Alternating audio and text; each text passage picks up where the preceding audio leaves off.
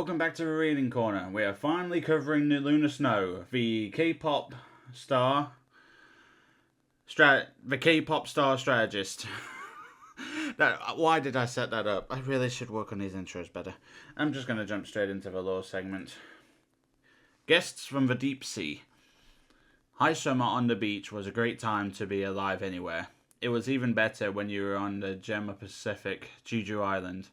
And it was way better when you were on Jeju Island singing in front of 100,000 screaming fans against a backdrop of the deep blue sea and a cloudless sky. Lunar Snow soaked it all in as she closed the fifth song of her set, Flow. Hearing the fireworks go off behind her right on schedule as her last line, "Finally now we feel alive," drove the crowd into an even bigger frenzy. Whoa, they're extra loud, she thought. Not just the crowd, but the fireworks even more so. Loud enough to shake the stage. Some gear fell over in the wings. She glanced at the crew, keeping her show smile big. It looked like they had things under control, but they're also looking around like, whoa, again? The ground really shook that time, and it wasn't any kind of stage effects she and her choreographers had programmed into the set. A split second later, she saw it among the fans, a surge of fear passing through the crowd as they all felt the shaking and turned to face the sea. Then Luna saw it. The horizon moved, a slow bulge at first, but as it approached, it grew into a great wave surging in the direction of a beachside amphitheatre. A tsunami. But no ordinary tsunami, because behind it, no, within it, lurked an immense shadow, as if a wave had not risen naturally, but was being driven by something below. How big would a creature have to be to cause a wave this size? Already the water was draining away from the shore. That meant she had very little time to act. So act she did, springing off the stage and rushing towards the beach as the crowd scattered away. The wave was growing with no signs of stopping. She planted her feet when she reached the coastline and called up every atom of her cryokinetic powers. Singing a high, wordless note, she found the frequency of the waves and turned herself into it, feeling the power flow from her, through the wet sand at her feet and out into the base of the immense wave. Dark ice shot up from the exposed seabed, threading up through the wave and spreading until the entire tsunami was frozen in place. Even though less than a minute had passed since she had left the stage, Luna had managed to calm the seas for a moment. And a long moment it was, the only sounds along the beach being the astonished gasps and sobs of the audience. Then cracks had begun to appear. Something was moving within the ice. The shadow, she thought. And just as the thought formed in her head, the frozen standing wavefront shattered. The momentum of the tsunami was broken, so its towering water flowed across the shore and back into the sea. But what emerged amidst the battleship-sized chunks of ice made Luna realize that she had solved the symptom, not the cause. The monster was perhaps 100 meters tall, octopus-like, with tentacles that lashed out over the water as it churned through the shadows towards the shore, towards her fans. Its body was weirdly translucent, bizarre organs glowing within its massive form. In its eyes was pure, mindless rage. She had heard suspenseful tales of this creature, but never thought it was real. The menace from the murky depths, Monstro. As the beast arose from the sea, she saw something else. A jagged wound in the side of its body, where the tentacles all gathered. No wonder it's so mad. That cut is huge, she thought, as she skated towards the base of one tentacle, just below the corner of its eye. This creature was most definitely enraged by the agony of its wound. If it got to the shore, a lot of people would not be making it home from the island. But she wasn't going to let that happen. "Hey, Monstro!" she crooned, taking a step forward as Monstro's tentacles churned the shallows into foam that swirled around her feet. One of its tentacles slashed through the air just above her head. If she got too close, or didn't get close enough, all the people watching from the amphitheatre and via streams all over the world were going to see the end of Lunar Snow. And who knew how many other people. So she focused on what she could do. She channeled her powers, the light ice she had learned how to wield as the other aspect of her cryokinesis blooming where her fingertips touched the churning surf. She reached out and the water around Monstro's body transformed into curling veins of warm healing ice. They crept up, finding the wound and tracing its length. Luna trembled with the effort of healing the wound. It was so much larger than anything she had ever tried to heal before. Behind her, she dimly heard a new sound rushing through the crowd. But whether it was fear, excitement, or anticipation, she couldn't tell without losing her focus. And if she lost her focus now, much more would also be lost.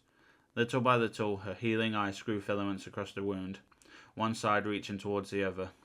Monstro grew still, as if it knew what she was trying to do, or was biding its time until she failed. There! The ice linked up across the bleeding gap, knit it together again, then melted into Monstro's skin. Its tentacles fell limp for a long moment, as if in relief. Like that was Monstro's way of letting out a long sigh. Then, slowly and peacefully, it slipped back into the deeper water and was gone, leaving huge chunks of ice to crash and grind against each other in its wake. Then Luna heard a voice off to her right. Surface dweller, so-called superstar, Luna Snow. She turned and barely suppressed a squeak of shock. Hovering above her on winged feet was none other than Namor, ruler of Talokan and all the endless expanse of the deep ocean. And apparently he wanted to talk to her. Luna was a little starstruck, which didn't happen to her often, but she kept her wits about her enough to make sure that her mic was still alive. Your Majesty, she said, welcome to Jeju Island. You need not welcome me to what I am about to possess, Namor said. Talokan shall soon rule this island, and all surface dwellers who venture here will kneel before me. I don't know about that, your majesty, Luna said as she rode her eyes into the sky to look him in the eye. At the moment, I think it's pretty clear that I rule Jeju Island. I mean, look at this crowd. The remaining crowd burst into loud cheers at this, and Luna let Namor soak it in for a moment. He might have been a mutant king, but she was Luna Snow, and nobody was going to bully her in front of millions of fans. Careful, human, Namor said. I came here to give you my thanks. And while I admire your courage, if you show me any more disrespect, I promise that your song will be cut short. Oh, Luna gave a little chuckle, relying on cuteness to buy her some time. Well, in that case, you're welcome. And what are you thanking me for? She looked around at the mess of melting ice was causing along the shoreline. The creature you call Monstro, Namor said. It was wounded by the careless maneuvering of a submarine, and thus driven into a frenzy by the pain. Yeah, no one likes a bad cut. Wait, she said. A submarine? How fast can those things go, anyway? The technological specifications of surface-dweller vessels matter little to me, Namor said. They will all soon be laid to waste. However, the fact that Monstro and its madness destroyed some settlements of Talokan did concern me. You have saved not just the lives of surface dwellers, but citizens of the deep, my people. So, for that, you have my gratitude. Well, wow, Luna said. I don't know what to say. Perhaps you should say nothing, not when more singing remains. Was that a little glint of good humour in Namor's eye? Or a subtle warning for Luna to stay in her lane? She wasn't sure until Namor spoke again. Let the humans here have one more night of revelry before the oceans rise. Since you're here, care to join me for an encore? Luna reached out her hand to Namor, hoping the music might help ease the tensions of two worlds clearly on the brink of war. The surface dwellers will get to see me perform soon enough, Namor said, each word soaked in disdain. And when that time comes, those who are wise will be cheering my name far louder than they cheer yours now.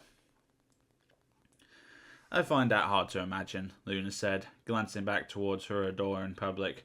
You can't force people to love you, Namor. You have to earn it. And that's exactly what I try to do on this stage, every single night. The bond I have with my fans, that's something that no monster of the deep, not even you, can ever take away. Luna's icy gaze sent a chill down Namor's spine, but she quickly switched back to her usual positive persona the instant she turned to face the crowd. So, who's ready to get this show restarted? Even Monstro's roar couldn't have been heard over the pandemonium from the crowd. Music, Luna thought. It brings people together. But as she watched the grim Namor silently disappear back into the ocean's depths, she wondered how much longer that would be the case. So, lore segment-wise, she's just sort of there, which is a shame. Although, she does have more involvement with a few of the more events later, particularly the most recent summer event. I mean, anyone who's watched my listened to my video where I covered the summer special event, so it knows where that came about. Apparently, she dropped an entire single during the Cocoa War. Playing her as a strategist, she is definitely an effective strategist. I'm just not sure I'm well trained to use her at the moment.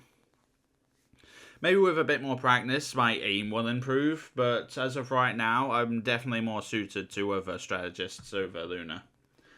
But she is a very effective healer and support character, so definitely big props to her. And also, concept-wise, I like it. I mean, I adore her visual. Visually, I adore her. I mean, how could you not? Let's be frank. But yeah, I do like her as a character. I like her as a player, and I like her as a concept. So definitely keeping an eye on her and hoping we get to see more of her as the game progresses. Now, not just talking about the skins, and of course talking for future lore segments to give us more interesting stuff with her.